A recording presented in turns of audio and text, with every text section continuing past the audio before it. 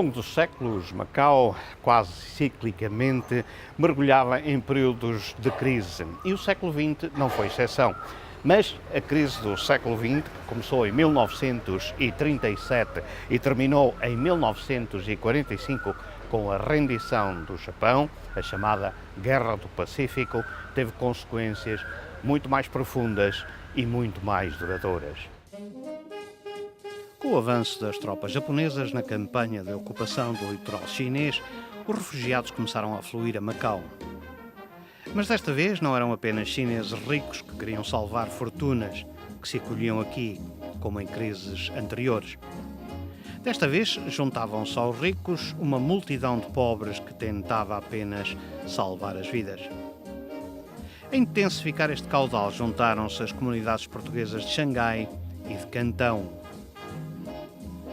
A partir da rendição de Hong Kong, no Natal de 1941, a questão agravou-se com a fuga da comunidade portuguesa da vizinha colónia britânica, a que se juntou um sem número de pessoas de outras nacionalidades que, pelas mais diversas razões, não tiveram alternativa senão refugiar-se em Macau. O governo local, por seu turno, não negou acolhimento a ninguém, recorrendo a todos os artifícios legais que podia para conceder o estatuto de cidadãos portugueses a quem pedia asilo. Esta conjuntura de emergência fez aumentar a população para mais de 500 mil. Um número verdadeiramente astronómico para um diminuto território que as estatísticas davam anteriormente como sendo habitado por menos de 200 mil pessoas. O panorama não podia ser mais negro e ficaria pior quando os japoneses estabeleceram um bloqueio em torno de Macau, controlando todos os canais de abastecimento à cidade e às ilhas. Para correr à situação, o governador Gabriel Teixeira abre um crédito extraordinário para os refugiados e a cidade começa a ser dividida em zonas de modo a facilitar a distribuição das senhas de racionamento. Os géneros existentes vão ser contabilizados até à última gota. Um pão, um caco de arroz, 5 teias de açúcar e de azeite, 2 teias de carne de vaca, eis alguns dos géneros de que os adultos passam a dispor diariamente. Para as crianças, é meia ração. Todas as mercearias foram encerradas, excetuando-se as que vendem géneros contra a entrega de senhas e o seu conteúdo posto à disposição do governo. O consumo de energia elétrica é reduzido a 20%, eliminando-se os anúncios luminosos e, durante alguns períodos, a iluminação pública. Mas a redução da iluminação pública não decorre apenas dos racionamentos. E lá foi tudo quanto era de metal na voragem para as fábricas de material de guerra do Japão, incluindo os candeeiros da iluminação pública da cidade. Mas não foram só os postes de eletricidade a serem entregues para auxiliar o esforço de guerra japonês. O moderno armamento pesado que guarnecia as casamatas da colina da Guia seguiram o mesmo destino, rumo a Tóquio. E até os antigos canhões em ferro que guarneciam as fortalezas levaram igual sumiço.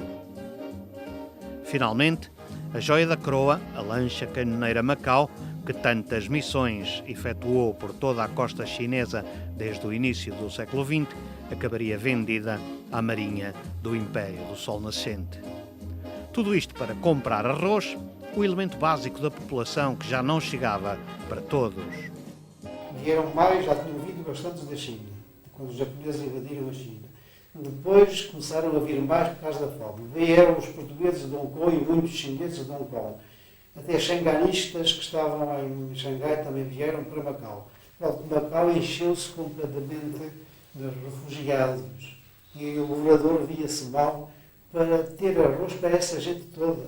E diga-se com franqueza, sobretudo no tempo frio, morreu muita gente de fome. Nas ruas de manhã passava uma ambulância com uma escochada à mão, com um carrinho, e lá ia recolhendo os cadáveres, que depois eram transportados para a Taipa para uma bala comum. Viveram-se períodos de grande necessidade. Nesta situação de penúria, que a todos afetava, o instinto da sobrevivência fez com que se chegasse a extremos. Mas estava nessa, como digo, estava em Coloane e eu comia em casa de um amigo, de quem era muito amigo, que era o Hermano Monteiro, conhecido em Macau pelo Monteiro das Barbas, que tinha as suas casas ali em Coloane. E eu estava lá instalado em casa dele, estava nessa altura, ainda era solteiro, e a minha mulher, aos domingos, ia-me visitar a Coloane. Num desses dias que ela foi a Coloane, é claro, quando ia a Coloane almoçava comigo, não é? Num desses dias que foi a Coloane almoçar comigo, veio uma carne para a mesa, uns bifes, e a minha mulher começou a comer e disse assim, que é que será isto? Olha, que não estou a conhecer esta carne. Digo assim, filho, isto não sei, isto deve ser vitela. Não, vitela não é, dizia ela. Claro, eu não tenho grande paladar, mas as mulheres têm mais paladar do que nós. E ela dizia, não é. Filha, estou a dizer que é, isto deve ser, com certeza vitela. Isto é muito bom, de facto, não há dúvida nenhuma. Mas é fácil, chama-se o cozinheiro.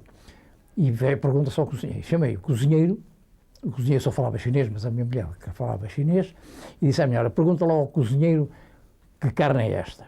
E ela fez a pergunta ao cozinheiro.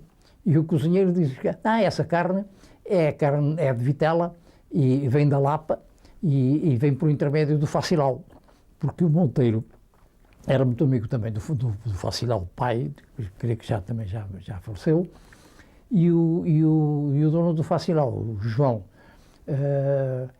e o Monteiro abastecia-se tudo do Facilau. O Facilau é que mandava para a casa do Monteiro tudo o que ele precisasse para se alimentar, etc. Para Coloane, onde ele estava lá em Coloane com residência fixa.